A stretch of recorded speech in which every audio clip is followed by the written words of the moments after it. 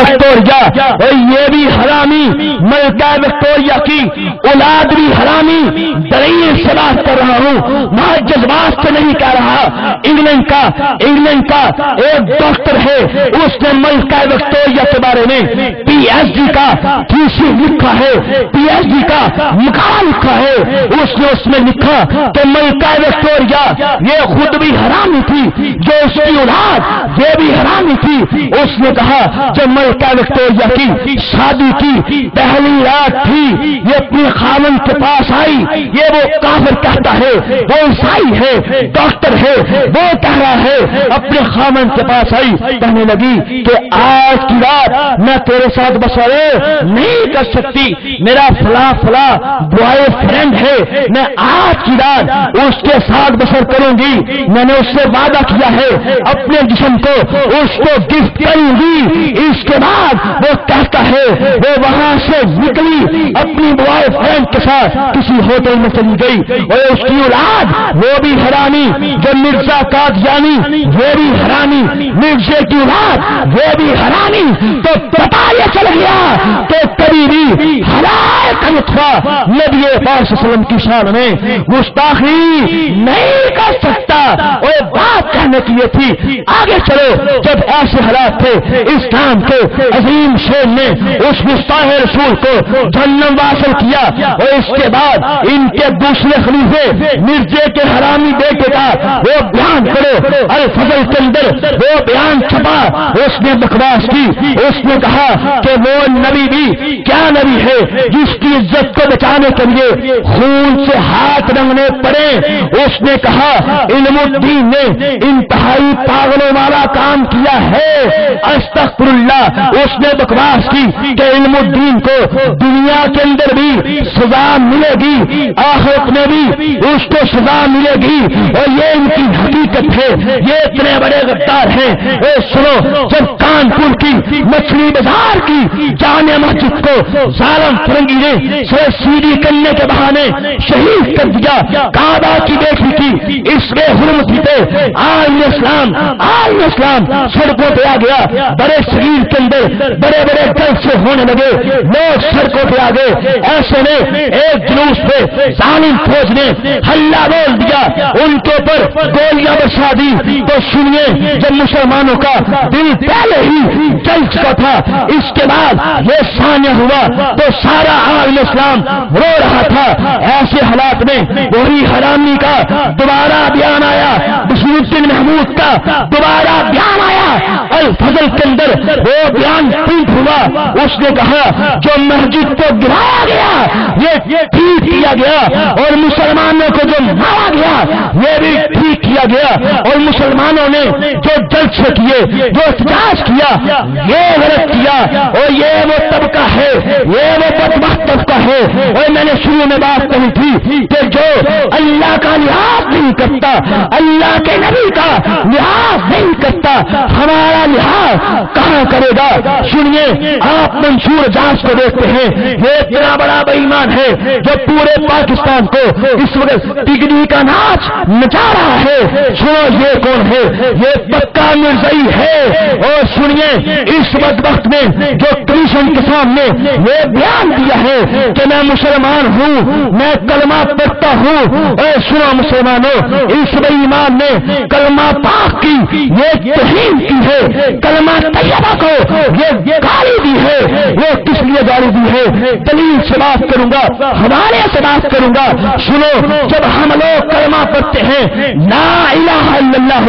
محمد رسول اللہ، جب کلمے کے اندر لفظ اللہ آتا ہے، جب مسلمان کلمہ پڑھتے ہیں تو اللہ سے مراد اللہ وحدہ لا شریک کو لیتے ہیں، جو ہمارا مالک ہے، ہمارا خالق ہے، تمام کائنات کو پیدا کرنے والا ہے، تمام کائنات کا رب ہے۔ ہم اللہ سے مراد مراد رب کو لیتے ہیں، لیکن جب مرزائی کلمہ پڑھتے ہیں دلیل سے بات کروں گا، چاند تحتی بائبل سے بات کروں گا۔ یہ کتاب آپ دیکھ رہے ہیں، کتاب کا نام ہے تذکرہ، یہ مرزائیوں کا قرآن ہے۔ ربوہ سے یہ کتاب پرنٹ ہوئی ہے، یہ ربوہ کا اس کتاب کے اوپر نام موجود ہے، اور مرزائی کہتے ہیں نعوذ باللہ مرزا صاحب کی یہ وحیاں ہیں، الہامات ہیں۔ مرزائی اس کو قرآن کا درجہ دیتے ہیں۔ اس کتاب کے اندر مرزا بے ایمان نے 192 صفحے کے اندر حوالہ نوٹ کر لو، حوالہ نوٹ کر لو، سوا 192 کے اندر اس بے ایمان نے اپنے بارے میں یہ ہزار بکا گندے قلم کے ساتھ، گندی سیاہی کے ساتھ، گندے پیپر کے اوپر یہ گندگی بکی، یہ بکتا ہے میں نے اپنے کش میں دیکھا کہ میں خود خدا ہوں، اور یہ کیا کہ میں خدا ہوں۔ مرزے پہ لعنت، مرزے پہ لعنت، مرزے پہ لعنت۔ اب مشہور اجاز کا یہ کہنا کہ میں کلمہ پڑھتا ہوں اور مرزے کا دعویٰ موجود ہے کہ میں خود خدا ہوں، جب مشہور اجاز کلمہ پڑھتا ہے تو پڑھنے میں اللہ سے مراد ہے، مرزے کو لیتا ہے۔ مجھے بتاؤ یہ کلمہ طیبہ کی توہین ہے کہ نہیں ہے؟ پھر اس غدار کے، اس غدار کے ٹکڑے ٹکڑے کرنے چاہیے کہ نہیں کرنے چاہیے؟ اونچی بات سے کہو، جو کلمہ پاک کو گالی بکے اس سے بڑا کوئی کمینہ ہو سکتا ہے؟ اس سے بڑا کوئی بے ایمان، اس سے بڑا کوئی کتا ہو سکتا ہے؟ آگے چلیے۔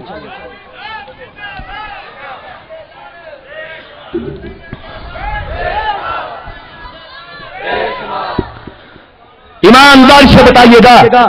جب ہم لوگ کلمہ پڑھتے ہیں میں آپ کو ان کی گندگی بتا رہا ہوں، یہ کتنے ناپاک ہیں، کتنی بڑی یہ گندگی ہے جو آج تمہارے دیہاتوں کے اندر، تمہارے قصبوں کے اندر، تمہارے شہروں کے اندر، تمہارے ملک پاکستان کے اندر وہ گندگی کس طریقے سے پھیلی ہوئی ہے اور پھیل رہی ہے۔ میں آپ کو بتانا یہ چاہتا ہوں کہ ان کا بائیکاٹ کرو، ان کے خلاف کام کرو، بائیکاٹ نہیں کرو گے، ان کے خلاف کام نہیں کرو گے، اس کام میں ہمارے قائد محترم قاری افضل باجوہ صاحب کا ساتھ نہیں دو گے، اور اللہ کو کیا منہ دکھاؤ گے، اللہ کے رسول کو کیا منہ دکھاؤ گے؟ انشاءاللہ ہم اس کے خلاف کام کریں گے، اپنے قائد محترم قاری افضل باجوہ صاحب کے ہاتھوں میں ہاتھ ڈال کے انشاءاللہ ان کے خلاف جو کچھ ہو سکے گا ہم کریں گے۔ آگے چلیے، جب ہم لوگ کلمہ پڑھتے ہیں لا الہ الا اللہ محمد رسول اللہ، تو محمد سے مراد اللہ کے حبیب کو لیتے ہیں، اور جن کے لیے اس کائنات کے گیسو آراستہ کیے گئے، اگر اللہ ان کو پیدا نہ کرتا، نہ زمین پیدا کرتا، نہ آسمان پیدا کرتا، نہ جامع فلکی پیدا کرتا، جو اللہ کے حبیب ہیں، اللہ کے پیارے ہیں، اور محمد سے مراد محمد عربی ہیں۔ لیکن سنیے، توجہ سے بات سنیے گا، جب مرزائی کلمہ پڑھتے ہیں تو محمد سے مراد کس کو لیتے ہیں؟ اس منصور اجاز کی، اس خلاصت کی، اس حقیقت آپ کے سامنے آ جائے گی۔ سنیے، یہ کتاب کا نام ہے، کتاب میرے ہاتھ میں ہے، کتاب کا نام ہے ریویو ریلیجنز، دنیا کے مذاہب پر نظر، لکھنے والا مرزا قادیانی کا حرامی بیٹا ہے، اس کا نام موجود ہے مرزا بشیر احمد، اس کے دستخط موجود ہیں، قادیان سے یہ کتاب پرنٹ ہوئی ہے۔ اور سنو مسلمانوں، اس کتاب کے اندر 158 کے اندر مرزا قادیانی کا یہ حرامی بیٹا گندے قلم کے ساتھ، گندی سیاہی کے ساتھ، گندے پیپر کے اوپر وہ بکواس کرتا ہے۔ کلیجے پہ ہاتھ رکھ کے سننا، دل پہ ہاتھ رکھ کے سننا، زمین کانپتی ہے، آسمان کانپتا ہے۔ آؤ ایک دفعہ اس گندگی کو سننے سے پہلے، حوالے کو بیان کرنے سے پہلے اللہ سے معافی مانگ لے، یا اللہ یا اللہ یا اللہ تجھ سے معافی مانگتے ہوئے، یا رسول اللہ، یا حبیب اللہ، آپ سے معافی مانگتے ہوئے عوام مرزائیوں کی اس گندگی کو، ان کے کفر کو، ان کے دلل کو، ان کے فریب کو عوام کے سامنے پیش کر کے ان کی حقیقت آشکار کرنا مقصود نہ ہوتی، اس کفر کو کبھی بیان نہ کرتے، ہے یا اللہ ہم کو معاف کر دینا، نقل کفر نواشد کے چھوڑ دے، اس کو بیان کر رہا ہوں، کلیجے پہ ہاتھ رکھ کے سننا، سینے کو تھام کے سننا، اس بے ایمان نے میرے آقا کو کتنی بڑی گالی دی ہے، اس میں بکتا ہے کہ استغفر اللہ، اللہ تعالیٰ کا وعدہ تھا کہ وہ ایک دفعہ اور خاتم النبیین کو دنیا کے اندر مبعوث کرے گا، استغفر اللہ، پس مسیح موعود مرزا قادیانی خود محمد رسول اللہ ہے جو شاعت اسلام کے لیے دوبارہ دنیا میں آ گئے، اس لیے مرزائیو جب تم کلمہ پڑھو تو کلمے میں محمد سے مراد ہے، مرزے کو لیا کرو۔ مرزا قادیانی پہ لعنت، مرزا قادیانی پہ لعنت، مرزا قادیانی پہ لعنت، مرزا پہ لعنت،